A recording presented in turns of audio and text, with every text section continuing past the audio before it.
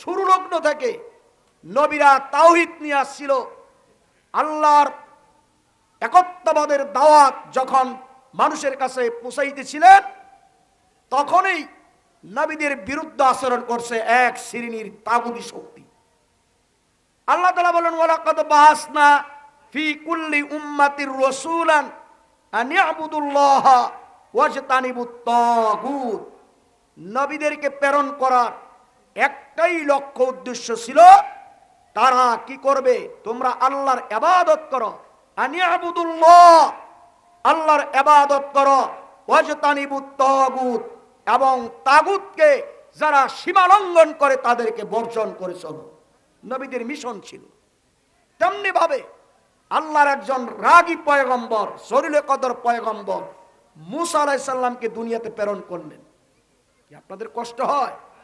কষ্ট আমার হইতেছে, কারণ গলা গেছে ভাঙ্গিয়া, কি কথা কই, কথা কইতেই কষ্ট লাগতেছে। তারপর বলতেছি, কয়দিন কুলায়, দিনে রাত্রে আড়াই ঘন্টা করে আপনারা 10 মিনিট চিল্লাইতে দিয়ে দেখবেন, পরের দিন কথাই কইতে পারবেন না। আল্লাহ বলায় না, বলার কোনো সুযোগ ছিল না। তা দামি পয়গম্বর মুসাকে রাগী করে প্রেরণ করার একটাই উদ্দেশ্য, ফেরাউনকে দাস্ত করার জন্য মুসারই দরকার ছিল। তা আল্লাহ রাব্বুল আলামিন যেই সম্প্রদায়ের কাছে যেই নবী প্রেরণ করতেন, তাকে আলাদা একটা সাবলীল ভাষা, মিষ্টি ভাষা দিয়া, কণ্ঠ দিয়ে আল্লাহ তাআলা পৃথিবীতে প্রেরণ করছেন। তো হযরত মুসা আলাইহিস সালাম কারুনকে একদিন যাকাতের ওয়াজ করতেছেন, যাকাত দাও। তে কারুন কো সময় গমায় নাই, তুমি এই সেটা যাকাতের কথা নিয়ে। এতে কারুনের প্রেস্টিজে হ্যাম্পার হইছে, কারুন একটু বিরক্তকর হইছে। তা মুসার একটু অভ্যাস ছিল, যখনই মানুষ পাইতেন তখন তাদেরকে দাওয়াত দিতেন, মানুষকে দিনের পথে ডাকতেন। তে কারুন কয় মুসার একদিন অপমান করতে হবে। মুসাকে আবু জেহেল এত জোরে কানের মধ্যে চর মেরেছে, আব্দুল ইবনে মাসুদের কান দিয়ে রক্তগুলো ফিনকির মতো পড়তে থাকলো। আল্লাহ নবীর কাছে কান ধরে আব্দুল ইবনে মাসুদ রক্তবাগা হাত নিয়ে আল্লাহর নবীর কাছে দাঁড়াইছে। নবী ডাক দিয়ে বলে, ইবনে মাসুদ কি হয়েছে? ইবনে মাসুদ ডাক দিয়ে বলে, নবী গো, আবু জেহেলের চত্বরে সূরা রহমান তেলাওয়াত করেছি, সেই অপরাধে আবু জেহেল আমাকে চর মেরেছে। নবী আমার কান্দে, আবু জেহেলের আচরণে ইবনে মাসুদ কান্দে। ঘটনা চক্রে হযরত জিবরাইল সেখানে হাজির হয়ে যায়। নবী কান্দে, ইবনে মাসুদ কান্দে, আর জিবরাইল মুস্কি মুস্কি হাসতেছে। নবী আমার ডাক দিয়ে বলে, হ্যাঁ রে জিবরাইল, আমার সাহাবী ইবনে মাসুদ কান্দে, আমি নবী কান্দি, তুমি কেন হাসো? হযরত জিবরাইল বলে, ইয়া রাসূলুল্লাহ, ইয়া হাবিবাল্লাহ, কেন গো হাসি? এই জবাব আজকে দিব না, এটার জবাব সময় মতো পেয়ে যাবে। যখন আবু জাহেলকে দুইজন ছোট্ট সাহাবী মুয়াজ এবং মাস, দুই ভাই খুঁজতেছে আবু জাহেল কোথায়। তোমরা যা দেখো, ওই যে লম্বা মানুষটা দাঁড়ায় আছে, তিনি হলেন আবু জেহেল। আবু জেহেলকে তারা আঘাত করেছে, ঘোড়ার পৃষ্ঠে থেকে নামিয়া আবু জেহেল ছটফট করে দুনিয়া থেকে বিদায় হয়ে গেলেন।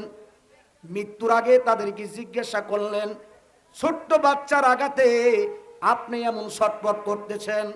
আবু জেহেল বলে, আল্লাহর কসম, ছোট্ট বাচ্চার আঘাত যদি এক পাল্লায় রেখে দেওয়া হয়, তাম পৃথিবীর মানুষের যন্ত্রণা যদি এক পাল্লায় রেখে টান দেওয়া হয়, ছোট্ট বাচ্চার আঘাতের ওজন সবচেয়ে বেশি হবে।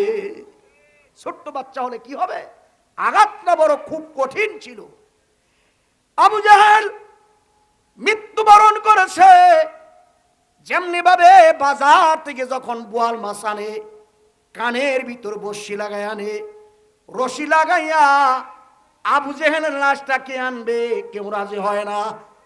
ছোট্ট সাহাবী ইবনে মাসুদ বলেন, নবী গো, আমার একটু অনুমতি দেন, রশি লাগাইয়া তার লাশটা আনি। কানের ভিতরে রশি দিয়ে আরেক কান্দা বের করে যখন তার লাশটা টেনে আনতেছেন, জিবরাইল হাজির। নবী গো, কেন হাসছিলাম? এই যে দেখেন নগদ প্রমাণ। আর আপনার সাহাবী ইবনে মাসুদের কান একটা বয়রা করে দিয়েছে, আবু জেহেলের একটা কান নয়, দুইটা কান বধির করে দিয়েছে।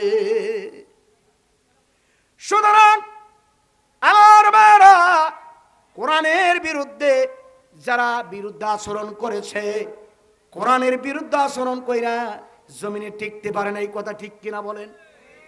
কোরআনের কাছে আসছে হিরু হইয়া, কোরআন তাদেরকে জিরো বানাই দিয়েছে।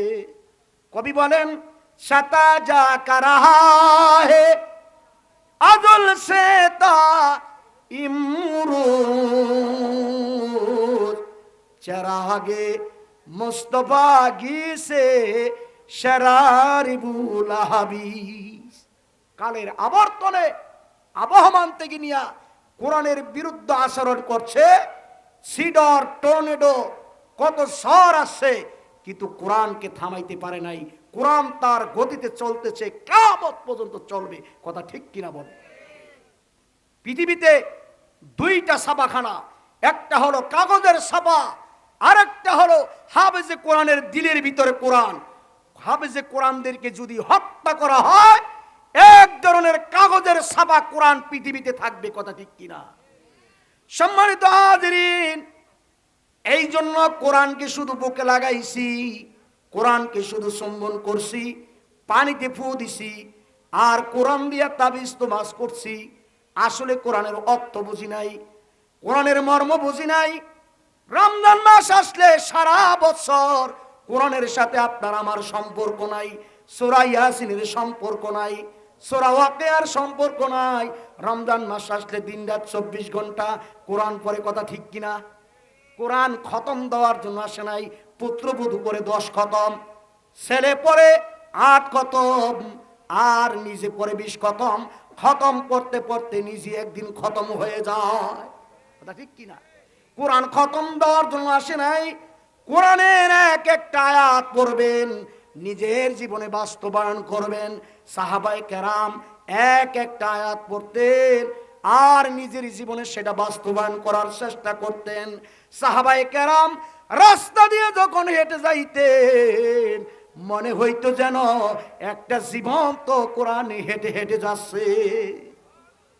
সাহাবায়ে কেরাম মদিনায় রাষ্ট্র পরিচালনা করেছেন কোরআন দিয়ে। কোরআন দিয়ে যখন শাসন ব্যবস্থা করেছেন, মদিনায় কোনো দুর্নীতি ছিল না, ছিনতাইকারী ছিল না, আত্মসাৎ ছিল না। আজকে কোরআন দিয়ে রাষ্ট্র পরিচালনা না করার কারণে দেশের জনগণের সম্পদ লুটপাট করে খেয়েছে। কথা ঠিক কিনা? আপনি যদি মনে করেন একজন তো 500 টাকা আনছেন, দিতে পারেন না, তার কাছে ব্যক্তিগতভাবে মাপ চাইলেন, ভাই আমার মাপ করিয়া দেন, আমি তো কোন সময় মারা যাই, এই টাকা তো পরিশোধ করতে পারবো না। আপনি তারে কইলেন এই 500 টাকা লেগে মরণ বাকি রেখে লাভ আছে, যাক 500 টাকা দেওয়া লাগবে না, তারপর আপনি বইরা যান।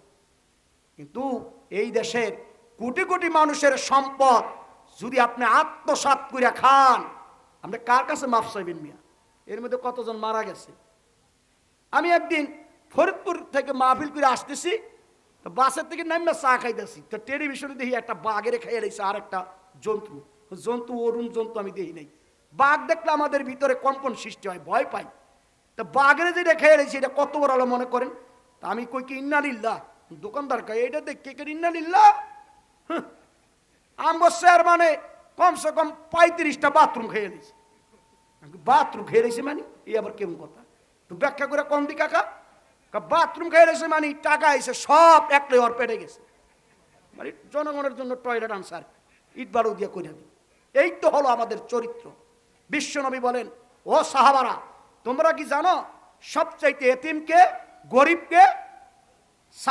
সাহাবারা বললেন, ইয়া রাসূলুল্লাহ, সবচাইতে গরিব আমরা জানি, যেই লোকটার টাকা পয়সা নাই, যেই লোকটার অর্থ নাই, সম্পদ নাই, আল্লাহ রাসূল বলে না, ওই লোকটা অসহায় না, এতিম না। কিয়ামতের ময়দানে তাহাজ্জুদ পড়া আমল নিয়া, জিকির নিয়া, কোরআন তেলাওয়াত নিয়া, যাকাত নিয়া, তাহাজ্জুদ পড়া অবস্থায় আল্লাহর আমল নিয়ে উঠবে। এরপর পাওনাদাররা তার সামনে দাঁড়াবে, তুমি না আমার কষ্ট দিছিলা, আমার জমিন আল ঠেল্লা খাইছ, 5 ওয়াক্ত নামাজ পড়ে টুপি একখান মাথায় দিয়া ইরিদানের বুলোকে গেছে, চারমি তাকায় দেখে কেউ দেখেনি, আস্তে টুপিটা পকেটে লইয়া ওই আরেকবার আর খেতে পানি দিতেছে, মানে বান দিয়ে হের খেতে পানি দিতেছে, আছে না নাই? নামাজ পড়তেছে মাশাআল্লাহ, তসবিহ জপতাছে, জিকির করতেছে, সুবহানাল্লাহ। তসবিহ পড়ে আর চরিত্র হের কি দেন, কি সমস্যা? বিশ্বনবী বলেন সমস্ত পাওনাদারের কাছে তার সমস্ত আমল দিয়ে দিতে হবে। এরপরে যদি কিছু না থাকে, আল্লাহর হাবিব বলেন শেষ পর্যন্ত পাওনাদারের যত গুনাহ, সব গুনাহ তার ঘাড়ে চাপাইয়া দেওয়া হবে। বিশ্বনবী আরেকটি হাদিস বলেছেন, বুখারীর বর্ণনায় আছে, বিশ্বনবী বলেন এক লোক কাবা চত্বরে গিয়া আপনার ধুলায় দূষিত, ঘাম ঝরা, চোখে পানি আর জামাটা ময়লা, ওই অবস্থায় বলতেছে আল্লাহুম্মা লাব্বাইক, আল্লাহ আমারে মাফ কইরা দাও, আল্লাহ আমার জীবনের গুনাহ খাতা মাফ কইরা দাও। আল্লাহর রাসূল বলেন মালবাসাহু হারামুন মাশরাবাহু হারামুন, ওর সব হারাম।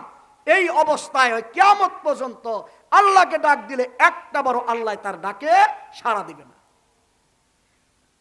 রাস্তা দিয়ে যাইতেছেন, রমজান মাস, জ্যৈষ্ঠ মাসের রোজা, পাশের বাড়ির পাকনা আম, টলটল্লা আম, একটা আম রাস্তায় পড়ছে, আমরা লই আসতে পকেটে ঢুকাইয়া আজকে সেহরি খাই, মাশাআল্লাহ রোজা রাখবো, চারটুখানি কথা নাকি, রোজা রাখবো, বুঝেন না, আমদা দুধদা মিল্লা খাইতেছে, খাইলো কি হারাম না? বাজারে গেছে আম কিনতে, বেটার গাছের আম দেখে আনছে, মিষ্টি আম, হে আমটা শুনলে এমন ভাবে মুখে দিছে, তাত পাও করে রাখছে, গালটা বেঁকা করে রাখছে, মনে হয় জন্মের চোখা। গাছ এলাকা, হে মিয়া মুখটা তো বাঁকা করে রাখছেন কে? আমার গাছের আম, আমি জানি তো এটা মিষ্টি আম, আপনি যেইভাবে বাঁকা করে রাখছেন মনে হয় এর থেকে চোখা আমার দুনিয়াতে নেই, টাকা দেন মি আগে, ফাও খাওয়াই না সব। বাদামের দোকানে যাইয়া 2-3টা বাদাম শুকনা সিল্লা সিল্লা খাইতেছে, এরপরে কয়েক আগামীকাল কিন্তু, তারপরে আজও খালি, এটা খালি কি। যাই হোক, প্রধান বক্তা চলে আসছে, আমি তো আপনাদের এলাকার সন্তান, বিভিন্ন জায়গায় আমার পান, যাই হোক যে কথাগুলো বললাম